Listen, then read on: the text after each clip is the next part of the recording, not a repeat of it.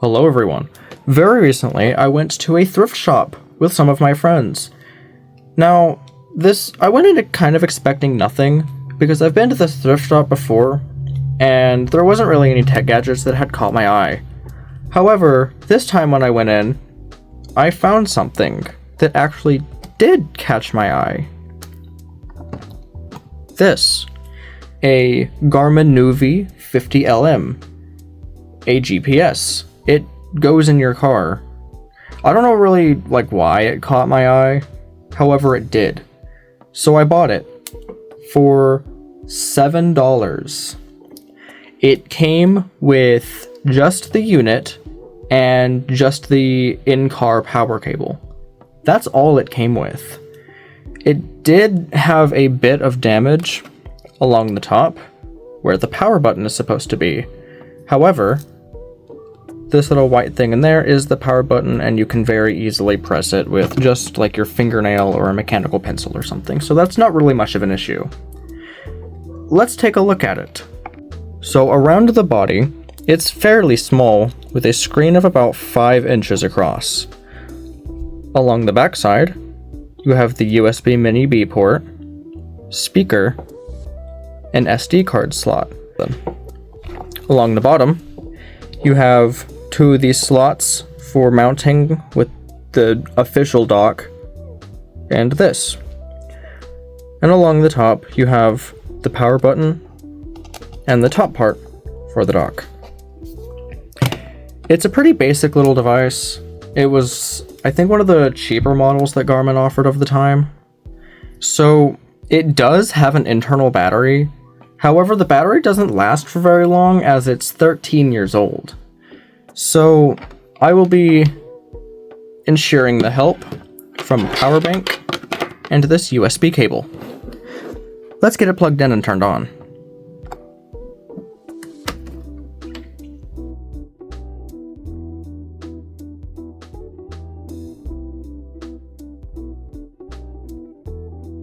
Okay, so now it's powered on. This screen here will show on every boot, no matter what. Oh, because I'm pretty sure it's legally required to. This is the main screen that you see whenever it turns on. And yes, it does have dark mode. I have mine set to automatically change to dark mode at nighttime. So let's take a very quick look at the settings first. When you open the settings, you have some very basic system, navigation, display, time, language, and map. When you scroll down, you just get proximity points, which I do believe is for the Garmin safety cameras. Yeah. Under system, you have the GPS simulator for showing indoors. The units you can change between miles and kilometers. The keyboard layout, and safe mode. Safe mode allows for the disabling searching for things and messing with it while it's moving. I have it off for reasons. I'm a safe driver, I promise to you. In navigation, you have route preference, which allows for changing between deciding for faster time, the shorter distance, or going off-road, and avoidances, so you can have it calculate your routes to avoid U-turns or highways, toll roads, ferries, or carpool lanes.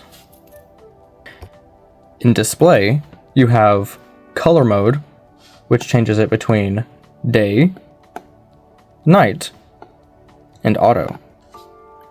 Screenshot ability, for being able to take screenshots for whatever reason, and the brightness of the screen. Very nice.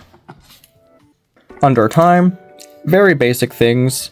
You have your time format. You can change between 24-hour, 12-hour, and running off of UTC time. Under current time, you can just change the time. For automatic, genuinely, I do not know how this works.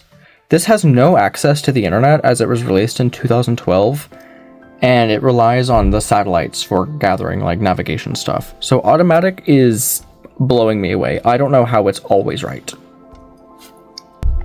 Under language, you can change the language of your voice, or the voice that reads it to you, between lots of different languages. Your text language, which changes like the screen language, there's a lot of them. And your keyboard, just the keyboard like language. In map, you can change your map detail to include more, your normal amount, or less detail. Changing these changes how quickly it will load the maps and how quickly it will like respond to things, because it's old.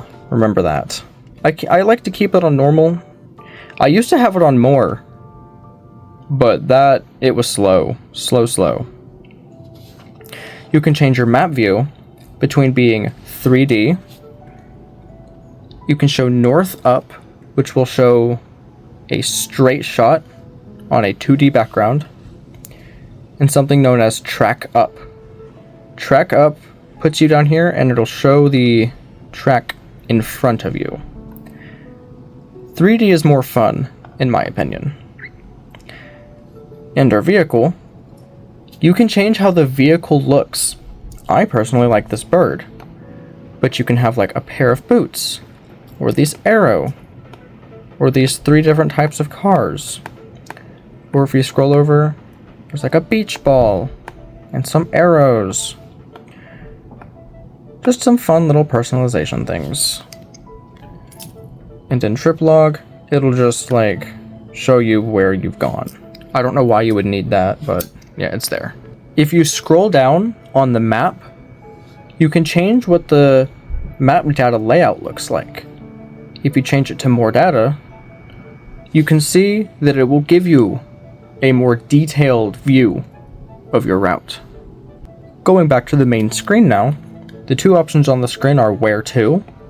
When you go into where to, it'll give you a bunch of things.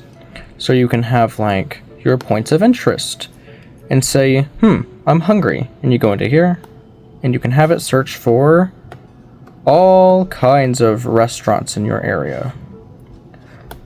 You can have it search for fuel. You need gas? There you go.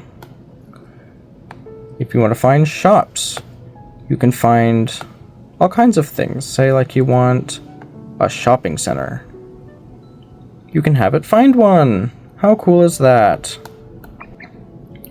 In this points of interest menu, you can also spell the name of the place that you would want to go. On the second page of the where to, you can have things like extras. There's no extras, and this website probably doesn't exist anymore. You can have it find cities that are nearby. You can just browse the map for things nearby and just like pan around. You can input coordinates.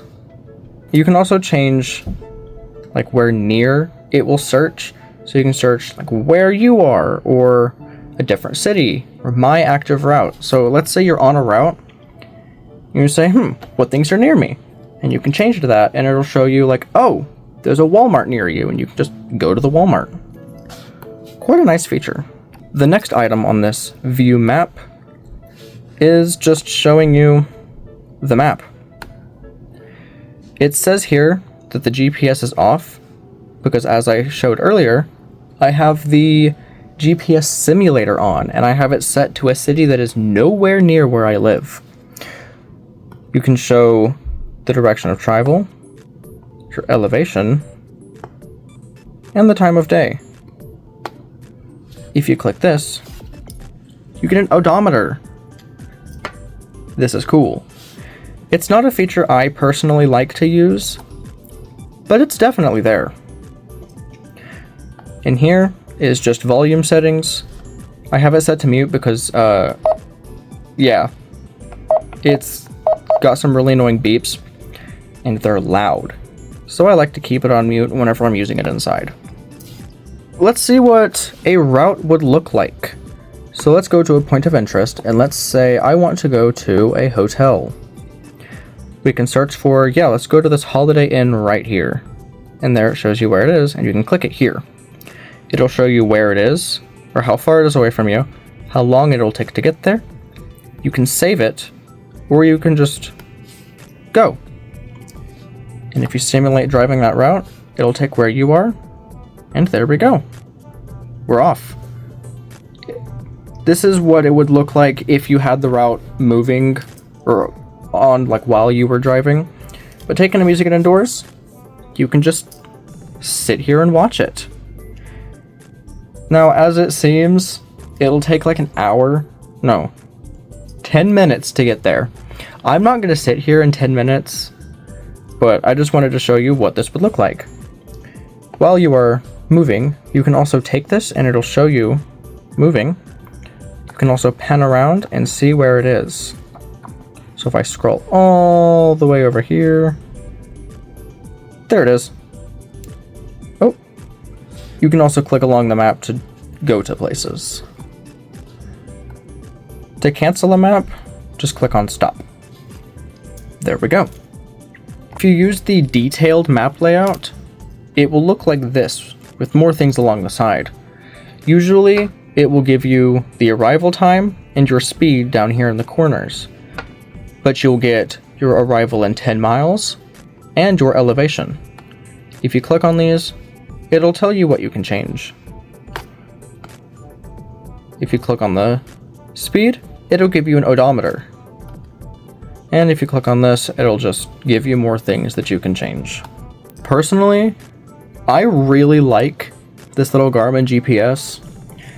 And as much of a mess as it was getting it like truly working for me, I think it was worth it because I can have it in my car and I can just view the map. Or if I'm going to a friend's house and I don't know their address, I can just punch it in and I wouldn't have to bring out my phone and use Google Maps.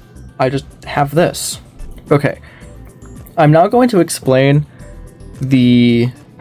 it's super easy, but at the time, I had no clue what I was doing. So getting maps onto this was kind of a struggle initially, because the LM in the name means lifetime maps. The lifetime regarding the lifetime of this device. So for as long as this device is in working order, it can receive new maps, or I guess for as long as it can handle the maps. So I downloaded Garmin Express onto my laptop and I plugged it in and it let it run through an update. The update required an SD card, so I threw one in. I was like, yeah, okay. What ended up happening is when it did update, it did technically update, but for some reason the only maps that got installed were maps for Mexico and Canada, not the US. There were no maps for any of the US on this for that entire time. And it was really annoying because no matter how many times I unplugged it and plugged it back in and ran through that update again and again and again, it would not install the United States maps. So I went on the internet and I started searching around for what I could do about that. And I found someone talking about a website called Open Map Chest. This is an amazing website. I love Open Map Chest. They have created maps for the entirety of the United States that you can download and you can put on the SD card and use. The best features by far of these maps are the address search, the searchable POIs, and the fact that it's updated weekly. So say there's something new that happens next week. I just install the new maps, boom, it's there. Now, I can't just download for the entirety of the US. I would have to download for my specific area. And I did do that because that's all I really needed. And what I ended up having to do is I had to take the file and place it on the SD card in a folder labeled map, capital M-A-P. and it downloads as a .img, like a disk image file. I don't know why it uses disk image files, it just does.